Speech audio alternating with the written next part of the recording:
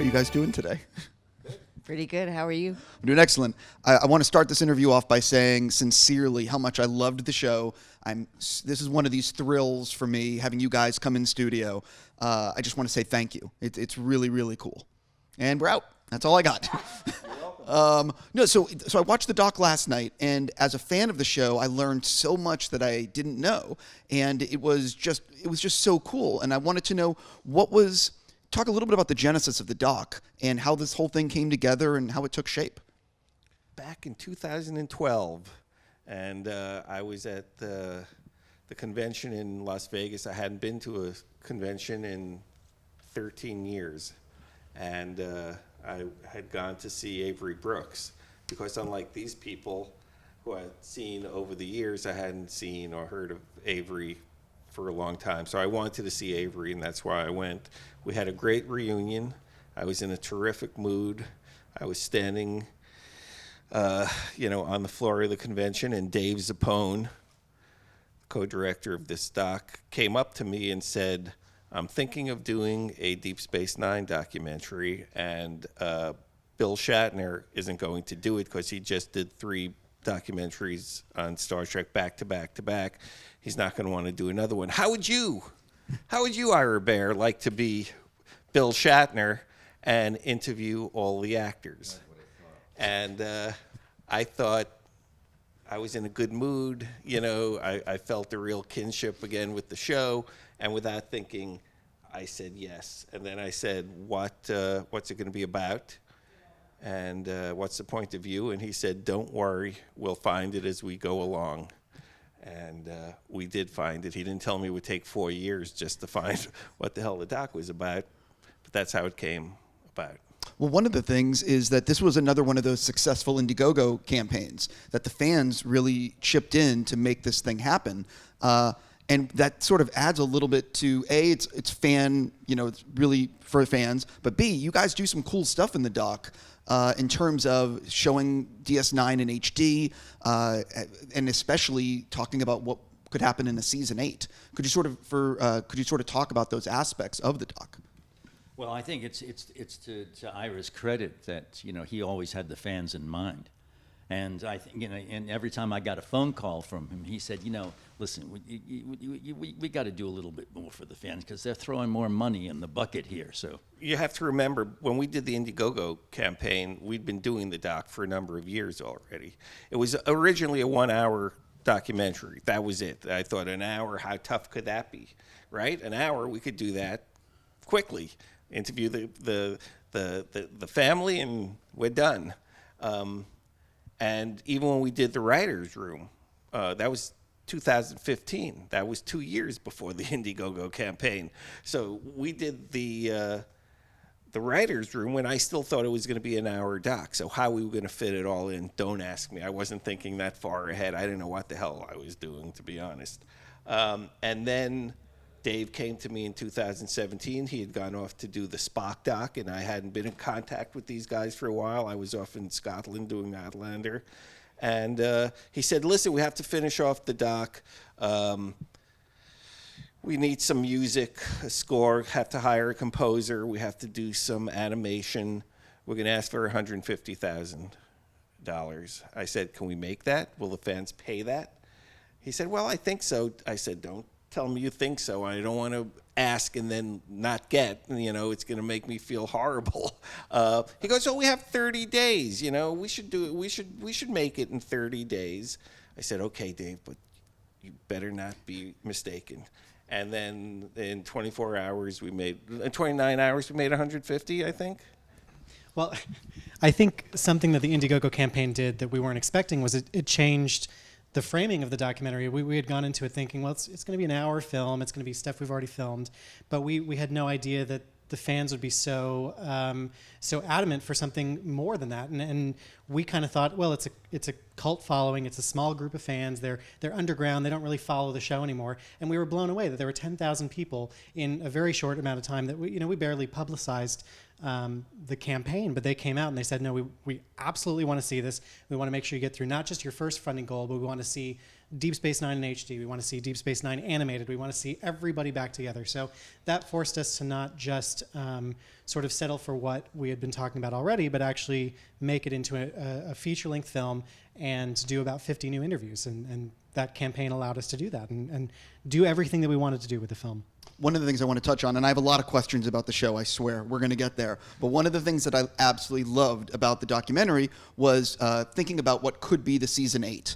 And before we get into that, there's so many shows that they come back, if you will, because of the popularity. And I'm just wondering, is there any possibility at all that, and how does it work with the legal, with Paramount and stuff, of doing anything with these ideas that you came up with for possible season 8, whether it be comic book, animation, live action? Is it even possible? Well, number one, I just want to make it clear that was not the intent. Yeah, but it was still awesome. I get it, and we wanted it to be entertaining, but at no point did I expect or want anything to go beyond that one day of getting the guys back together and breaking an episode. I just wanted to see what that would be like, and I thought it would be cool for the fans. We already have been asked, back in the day if we wanted to do a comic book graphic novel, and I said no. I don't want this to go any place else unless they would put on a full season of Deep Space Nine or do a feature. I don't want it to be a novel or a coloring book or anything like that. That was not the intent. We did one day. If we came in for a second day, a lot of what probably was there would change in little ways, like we did whenever we broke a story on the show. This was an exercise to entertain the fans, and to me, that's good enough. Sure, it really worked. And as far as the novelists have been pretty good. I admit that I don't read the novels, but I've been told that all of our characters have been expanded on by the novelists that put out Deep Space Nine novels every month, I think, with Paramount Books. I loved the practical sets that you guys had, and they looked so. It's one of the reasons why the show looked so believable. Is it just looked like a real place? What would surprise people to learn maybe about those sets? If there's anything, any secrets you can share. They looked massive, but I think people would still be surprised if they walked on how elaborate they were and how huge, and the promenade. And it was easy, especially after 16 hours of work, to believe that you're looking at the stars, and to believe that we're in a space station. It was really remarkable. The sets were beautiful.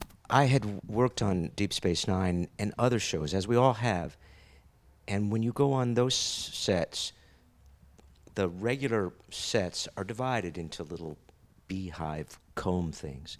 And as Nana just said, when you walked onto Deep Space Nine, it was the promenade. It wasn't divided up. The distance from Quark's Bar to Odo's was always the same because it was that distance. It wasn't divided up. I remember the first day that I worked on the set, I was gobsmacked at the creation of it. That there it was. It was a world inside this building. Yeah. I didn't get down to the set a lot because we were just so busy, 26 episodes a year. But when I did go down to the set, I noticed something really odd. I never quite dug being in ops. Ops did not make me feel comfortable. It was the Cardassian architecture, I guess. It was not a welcoming place, ops. But Quark's, Quark's was a bar, and I really believed it was a bar. And if I could get in there and kind of hang a little bit, even if they were shooting not in Quark's but on the promenade or something, and I was just down the set watching, I'd always try to kind of hang out in Quark's because it just made me feel more comfortable. It's really odd. One of the things about the show that I still can't believe is nowadays doing 22 episodes of any show is next to impossible. No, I'm saying a normal show, 22 episodes. You guys did seasons 2 through 7, I believe, were 26 episodes apiece. How the F did you pull this off back then? And how much, when you reached episode 20 or 21, were you ready to just punch a wall? In terms of, because all the makeup trying to do all this? These guys had it really the hardest. It was, I don't know how they did it. I did it for a couple of shows being completely covered in rubber. And it's you have to talk, at least I did. I had to talk myself through the day, not to panic.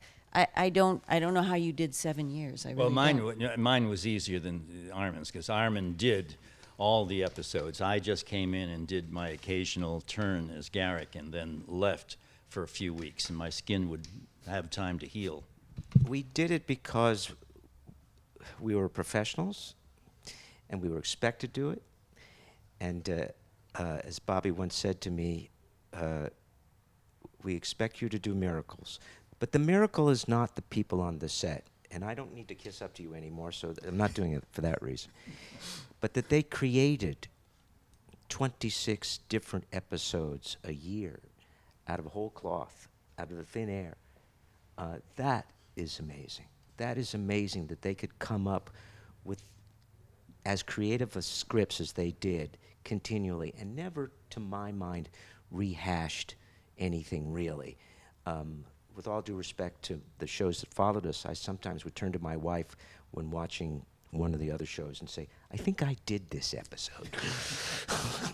Because it was very similar to something we had done. Completely. The other thing you guys did as a show was you had these storylines that would run through the season. The Dominion War. The list goes on, and I, in the doc it talks about how Studio Resistance. It's amazing what you all did way ahead of the curve, and I think it's one of the reasons why it stands up in the era of binge.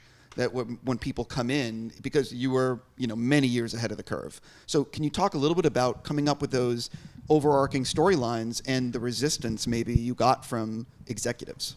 It got easier to do because at some point I told the writers, forget it. We're not writing the show anymore for the fans. We're writing the show for ourselves. We seemed so lost in the mix of other Trek series and the movies, and we were so marginalized, or at least we felt marginalized, and we made that into a strength. That's how I looked at it. It's like no one's watching anymore, not as closely, so let's do what we want. And Mike and Rick, they created the show. I had nothing to do with that. They created the show. And that pilot, there were just so many elements of that pilot that were ripe to run with, and I felt like I'm going all the way with all of them. We're going to make this, we're going to make this show different. The pilot was different. The show's going to be different. And sometimes there was support, and sometimes there was a lot of pushback. And someone asked me earlier in the day if I was ever concerned that I was going to get fired for all the arguing that went on during the show, and it never even crossed my mind back then. If someone would have wanted to fire me, nothing would have changed. To let them fire me. At this point, I knew what my mandate was, and I needed to enjoy the show. I wanted the cast as much as the cast was able to enjoy the show. There was nothing much enjoyable about being on that set all the time in that makeup, and so that was the deal. It was easy to go serialized because we were doing it for ourselves.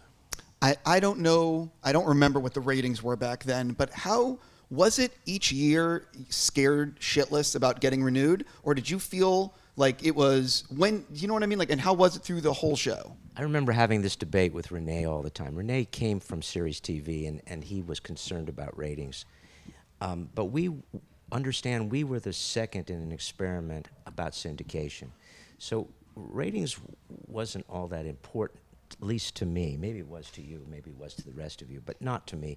And I remember having a constant argument with Renee, him always saying, I wonder if we'll get picked up. I said, we'll go for 7 years. I said, TNG went for 7 years, we'll go for 7 years. That's the number. That's the magic number for syndication. So I don't think, I can only speak for myself, it never occurred to me that I wouldn't have 7 years' work unless I really did something ridiculously stupid and they decided to kill me off, which they did in one episode. So, thanks to you, thank you very much. But that was and in fact, early on, do you remember? Early on, I think it was like the third or fourth episode, because our contract said they could get rid of us after 2 or 3 episodes. Do you remember this conversation? I do. It's about the time that I said about the 20 years Yes. as well. Because we were thinking, we have to do well or they'll get rid of us, because our contract said they had a choice up for about 2 or 3 episodes whether we were going to stay or not. I worried about getting fired. I mean, I thought about it, but I kind of. Why would you get I fired? I always thought I was going to get fired because I was always pushing the envelope. So, and I knew that there were people who found her too much. But I felt like Ira. I felt like here was a role that for a woman, it was like the cage door had been left open. And I could either walk carefully out or I could run. Run out of the cage. And that's what I felt like I did. I was going to run, and if they, shot me down, so be it. But I'm going to run. I'm going to make a run for it. And that's how I felt. But I knew there was a risk. No, I came in like, Andy, the actor with his lunch pail. I had no expectations. I got hired for an episode. I assumed that the check was going to clear the bank, and I did my episode, and I walked away thinking I would never see this thing again. And then they kept on calling me back, and then it was the oddest experience of my professional life. I've never had one odder, where a job started with such low expectations, and especially I was up for Odo. I didn't get Odo. So when they called me back to do an episode, I didn't want to do it. I didn't want to come to the audition. Irene said, "You've got to pay the bills, go to the audition." Got the job, did it, had a very nice time. And then this thing grew to something where, now, what year are we in, 2019? Here we are, we're still talking about this mother. When did you realize your character became a fan favorite? I never knew my character was a fan favorite, honestly. But I did know that my character was a writer's favorite. That's when I knew I was onto something. And it was an episode in the second season called The Wire that I realized that when I got the script and the writing was by a guy named Robert Wolfe, right? Yeah. And the writing was wonderful, and it was these arias and these demented, insane, drug, addled arias that the character was doing, that I realized, oh my God, they like this character. I think I'm going to be around for a while. For you guys, who took home what from set and why? I got nothing. Rene Aubergenois got everything. He came out there with his screwdriver. Didn't you see him on that last day? Oh my God! It was like the Visigoths sacking Rome, for Christ's sakes. All I will say, and I will say no more, is in that last week, Joe Longo, who was the property master on Deep Space Nine, gave me the beckoning finger and walked me into his property shack and said, "Whatever you want." Wow. And unfortunately, I've since learned better, but at the time I was very selective. But there are things I have, or I might have, because I don't know what the statute of limitations is on this, but I have some things that have meaning to me. I mean, I have this gentleman's head, and I have an Odo mask that are prominently displayed. The first thing you see walking into my house is his face. Is the right there in the entranceway in a little glass case is a quark head. I wish I'd been nicer to Joe. I know. What's painful is that they said, do not take anything. Do not take anything from this set. But you saw them just ripping it down and throwing it away and just taking it away. I guess they weren't throwing it away. They were cataloging it for Ira Steven Behr and for Renee. This is what I'm thinking now. I wish I could have kept some of the set pieces. There are things that I would have loved to I have wanted one of the doorbells. That's what I wanted. sort of careless. No, wait, did I don't know. Not to mention a certain staff that you have as well. We don't talk about that. Take home anything? You'll need a mic. I did not take anything home. Not that I didn't want to, but Nana's right that we were told not to. But more importantly, really importantly, I mentioned before about stepping onto the set for the first time. And that memory still is with me 25 plus years later. And I did not want to tarnish that memory. I did not want to see that incredible creation in disrepair. Luckily for me, Doug Drexler, who was one of the scenic designers, when he heard that I had nothing from the show, very kindly gave me a artifact from Quark's Bar, which hangs in my office. Wow. But I personally did not, and I'm grateful, enormously grateful, I never saw the promenade in disrepair. I never have to live with that memory. The show is now on Netflix. Have you noticed when it started streaming that all of a sudden a ton more people have now watched it and their reaction to it? I knew the moment. I didn't know the moment it started streaming, but the moment it started streaming, I was at a convention and a 15-year-old boy came up to me and said, "Oh my gosh, I've got such a crush on Major Kira." And I was like, "What? This is a whole different generation. This is weird." And it started this wave, and I realized it was because it was streaming and people could see it the way it's best meant to be seen, binge watching it, where you can really see the arcs and what the writers were doing so brilliantly. Also at a convention is when I first ran into a young girl whose parents and grandparents were fans. And that made me feel really weird. Yeah. You know what's weird? A young man brought his daughter named Kira, and he also brought a picture of himself in my arms when he was little. That's great. Oh boy. Right? That's damn. I'm all, wait, what? Yep. That's yeah. It's mind-blowing. Years. It's really cool. One of the things about the doc it has some footage in HD, and I've heard that it's a real challenge to get Deep Space Nine remastered in some sort of HD. Do you know? Is it possible? Is it something that's being pursued, or is it sort of stuck in this weird time and era from when the production was made?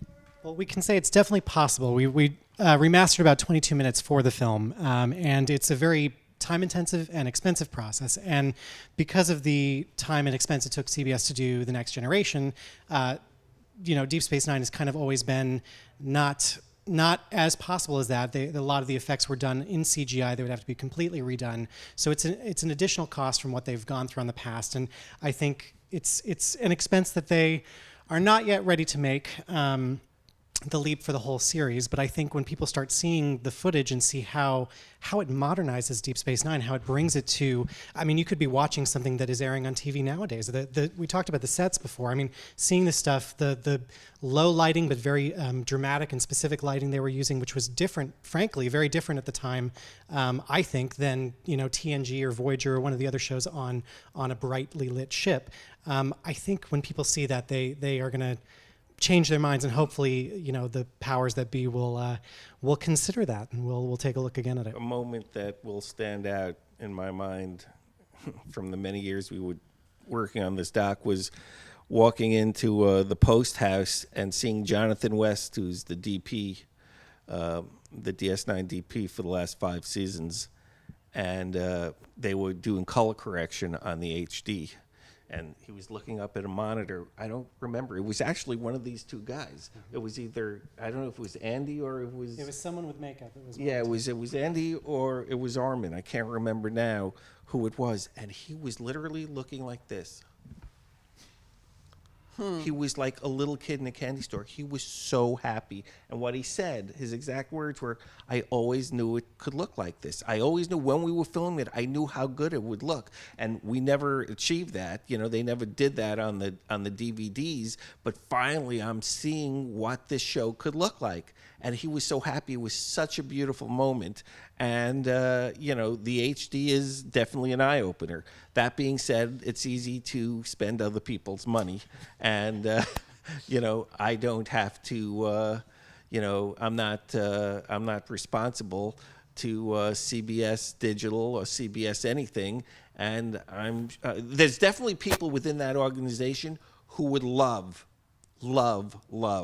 to see it remastered, the whole thing. Oh, that's nice we have to a know. lot of people in our corner, but of course they don't control the purse strings. You know, they're the creative ones. I wonder if there's a way, and this is me spitballing, but I wonder if the streaming numbers on Netflix or these other companies, you know what I mean? I wonder if there's a way of getting a streaming exclusive on one of the things, whether it be Netflix, whether it be Hulu or Amazon, and them helping to contribute to the remastering costs to have the exclusive rights. But wouldn't you need a spokesman? Mike. Wouldn't you need a spokesman to be, or a group of people to say we want this? I don't think Paramount, the true Ferengi, could or CBS would do this on their own. You need someone with some vision to be able to say we should do this and look at the streaming numbers. Yes. And this is not going to cost you as much as you think it's going to cost you. Thank you, Ira. Yeah, well, that's the reason why I'm saying if one of the streaming companies wanted to take own, you know what I mean. But I don't know what the contracts are.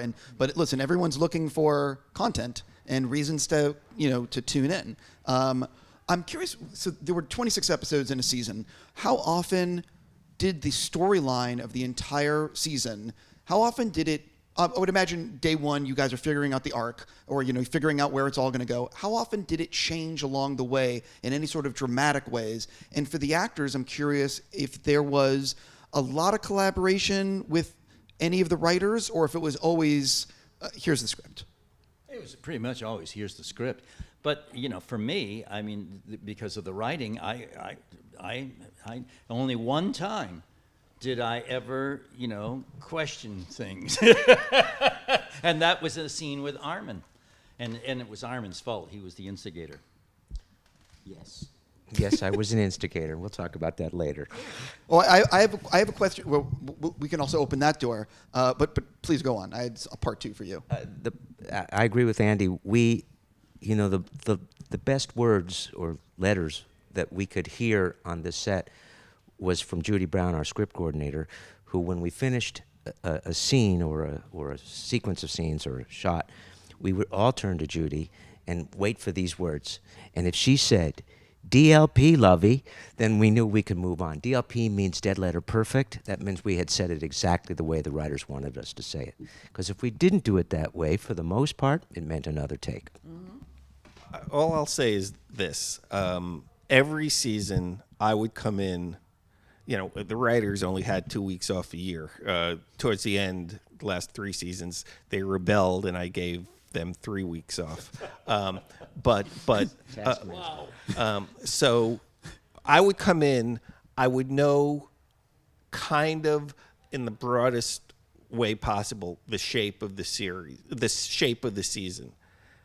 But I always assumed, and I'd always tell them that I expect everything to change by mid-season. Of course, we're better. The season will just get better, and the season will tell us what it has to be. If I knew the exact end of a season at the beginning of the season, then I would feel we're not doing our jobs, that the show is kind of moribund and isn't teaching us anything.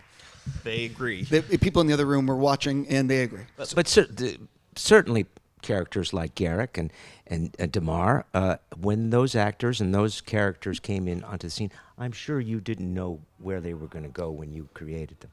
Well, absolutely. Damar, as we say in the doc, he had 2 lines.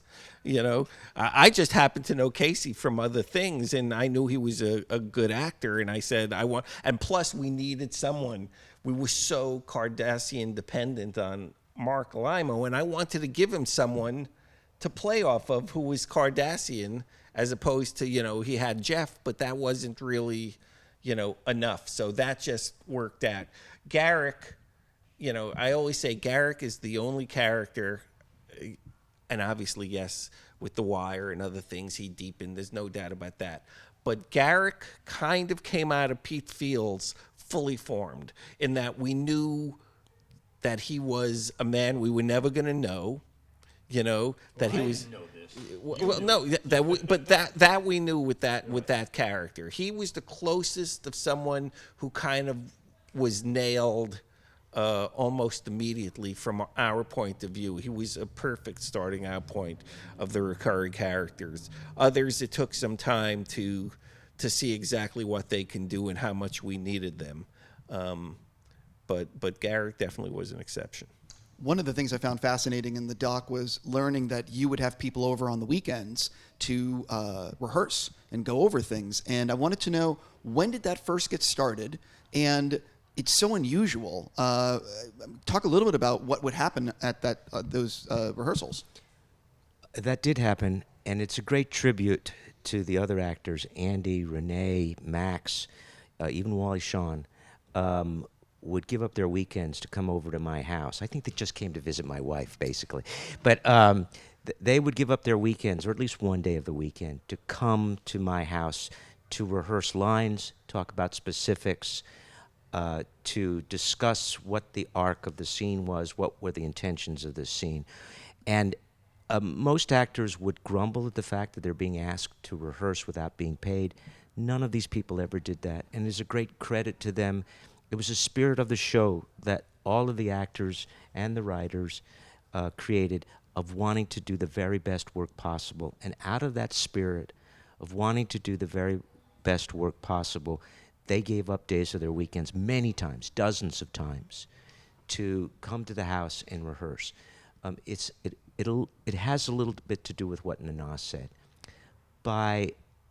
We would normally have anywhere from 10 to 16-hour days. Those of us in makeup had longer, not that you didn't wear makeup, you had that little thing, which is another story. That little thing. I'll tell you about that later. But we realized that come 11th hour, 12th hour, brain dead. We were brain dead. Living inside, as you said, living inside the makeup was stultifying and difficult. And so we needed to rehearse because we never knew what was going to be the last thing shot. So we needed to have that rehearsal to depend on when we couldn't think anymore, that we, like doing a play, we had it in our bodies. We have it in our bodies. And you mentioned, and we were talking off camera, but did any of that rehearsal impact dialogue on set or impact certain scenes in a way that you didn't expect? Andy referred to one episode, which Ira was a part of. It's at least one of my favorite stories. I think it's one of Andy's as well. After one of those rehearsals at my house, where Andy and I came to realize a relatively comic scene had a great deal of depth to it, and innuendo, and subtlety, and we came to realize that here were the two Machiavels on the ship having a discussion about Starfleet, the comic Machiavel and the serious Machiavel. And we began to realize that we were talking in code. We thought the characters were talking in code. And we came to the set Monday or Tuesday, whatever day it was, and presented this approach to the director, Jim Conway. And he said, this is a comic scene, you can't play it that way. And it's the only time that I put my foot down, Andy helped as well, and said, we'd really like to play it the way we want to play it. We see more depth to this than perhaps you're seeing it. And I'm sure Mr. Conway was taking his marching orders from the writer-producers, and he very smartly and wisely, sagaciously, said, I have to leave this up to Ira. So I believe you and Robert Hewitt Wolf came down to the set to see what this disagreement was, and for them to come to the set, as Ira said, they were busy. They made time to come out and take a look. And Ira asked us to show us what we had decided. He said, "Can you do it the way Jim wants you to do it?" And I think we made a half-hearted attempt at that, Andy. And in a matter of seconds, truly, I don't think it was more than 10 or 15 seconds, I returned to the director and said, "Shoot it that way." Yeah, I mean, this is one of those stories that you know, I find fascinating because obviously it had a tremendous, meaningful impact to definitely to Armin, because we've spoken about it over the years, and Andy as well. And to me, it was, you know, they had to remind me of it, number one. I hadn't even remembered the incident. When they mentioned it, I recalled it. But it was Andy and Armin who?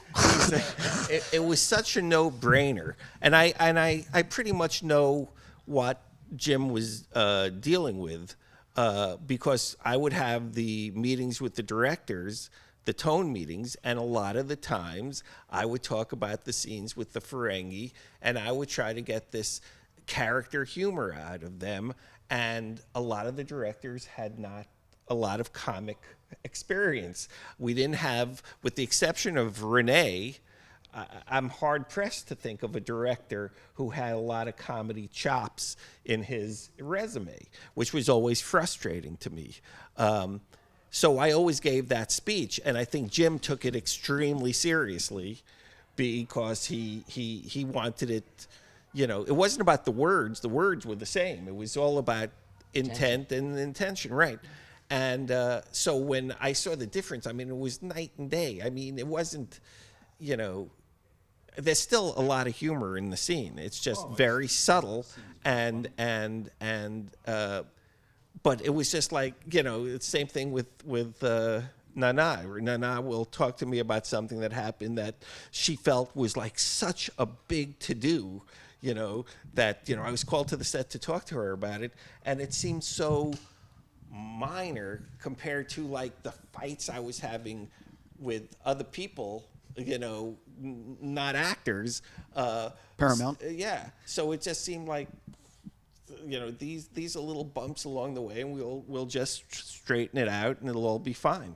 But Well, because we were all on the same side, fighting for the same thing. We just wanted it as truthful and good as it could possibly be, which is what you always wanted too.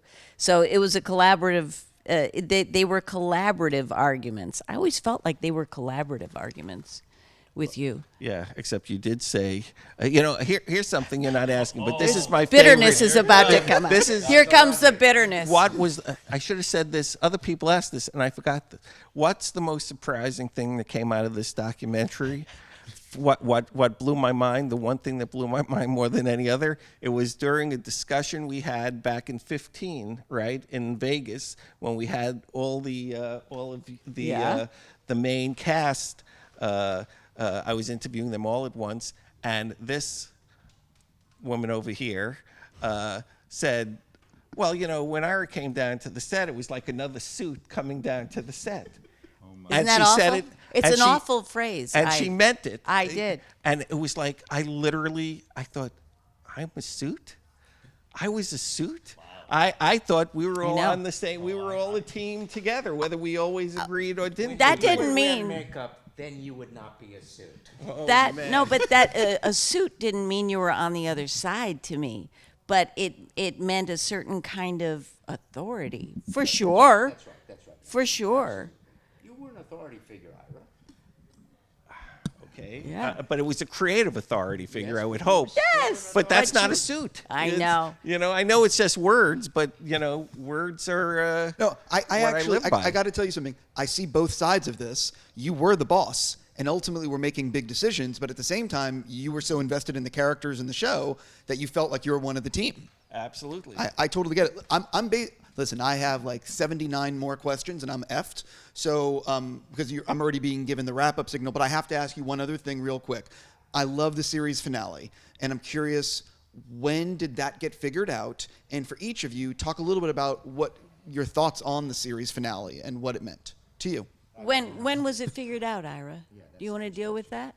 Well, I'm not sure what you mean in terms like- of what like- the story was going to be. In terms of like how you figure, because listen, a series finale for a show like this, it means a lot because we've been so invested for 7 years. You're curious what's going to happen to Cisco and the prophecy and all that stuff. So I'm just curious when it all came together for you guys. Well, those last 10 episodes, we were so jazzed. We got, talk about a second wind. So we were all like, we weren't thinking so much about this is the end and the finish line and we're tired and we can't. It was like, wow, this is great. So breaking the story was just another story that had to be broken, and we gave it its due. It was a 2-hour important ending, and I knew there was not going to be a feature, and I wanted everyone to get an ending of some sort.